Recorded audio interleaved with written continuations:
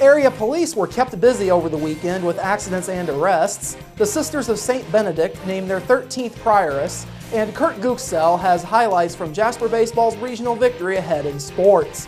Those stories and much more are up next here on 18 WJTS News.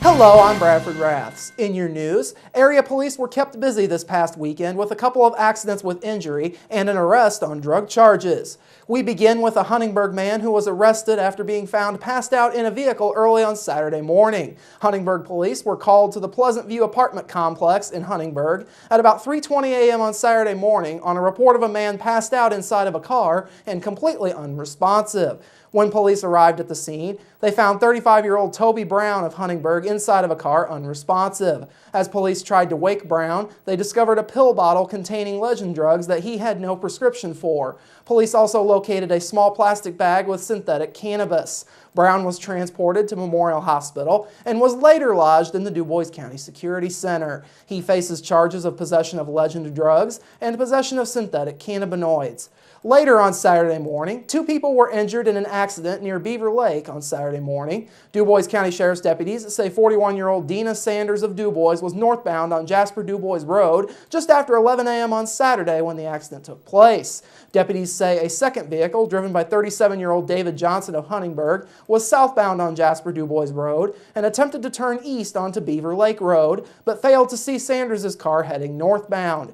Johnson's car collided with Sanders' car at that intersection. Sanders complained of neck and pelvis pain and was transported to Memorial Hospital for treatment. Johnson complained of rib pain but refused the treatment at the scene. Both cars were totaled in the crash. No charges were filed. DuBois County Sheriff's deputies were assisted at the scene by DuBois first responders, Memorial Hospital EMS, and Ubelor & Sons Chevrolet Towing Service. And yesterday afternoon, an accident near Sultan's Run Golf Course in Jasper resulted in 3 people being injured and 2 people being transported to a regional hospital. DuBois County Sheriff's deputies say 24-year-old Ashley Dunn of Jasper was traveling eastbound on 15th Street approaching the intersection with Meridian Road at 2:20 p.m. yesterday afternoon when deputies say she lost control of her vehicle while attempting to stop at the intersection. Dunn's vehicle slid on the wet pavement and collided with a vehicle driven by 63-year-old Josie Wilson of Indianapolis, who was traveling northbound on Meridian Road and was attempting to turn left onto 15th Street. Wilson had to be extricated from her vehicle by Jasper Fire Department first responders following the crash. Wilson and a passenger in the vehicle, 40-year-old Holly Wilson of Indianapolis, were transported to Memorial Hospital for treatment. Josie Wilson complained of pain in her neck, back, and hip, and Holly Wilson complained of pain in her neck and chest areas. Both were set to be transported to St. Mary's Hospital in Evansville for further treatment. Dunn complained of a bump on her head, but refused the treatment at the scene. 2 passengers in Dunn's vehicle, 19-year-old Ryan Altry of Jasper, and a 3-year-old child in the back seat of the vehicle were uninjured. The child was properly strapped into a child restraining seat at the time of the crash. Wilson's car was totaled in the crash, while Dunn's car sustained $2,500 worth of damage. Dunn was cited for speed too fast for the conditions, no operator's license, and a driving while license suspended infraction. The accident remains under investigation. DuBois County Sheriff's deputies were assisted at the scene by the Jasper Police Department, the Jasper Fire Department, Memorial Hospital EMS, and Ruxer's Wrecker Service. On Saturday, the Sisters of St. Benedict of Ferdinand elected their 13th prioress. 58-year-old Sister Barbara Lynn Schmitz will begin her 6-year term in the prioress role on Saturday, July 13th, at a formal installation ceremony at the Monastery of Immaculate Conception. Sister Barbara Lynn succeeds Sister Christine Ann Harpenow, who has served as prioress since 2003. The prioress is the religious community's spiritual leader, chief administrator, and official representative to the church and civic community. The election of the prioress came at the end of a discernment process that began last fall and included community-formed direction statements.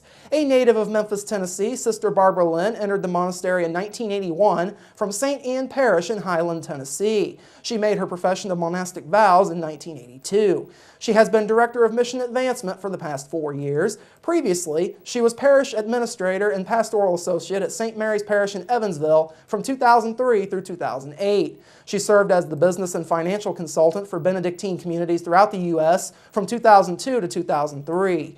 She was treasurer and business manager for the Sisters in Ferdinand from 1989 through 2001, and the business manager for Marion Heights Academy in Ferdinand from 1981 through 1989.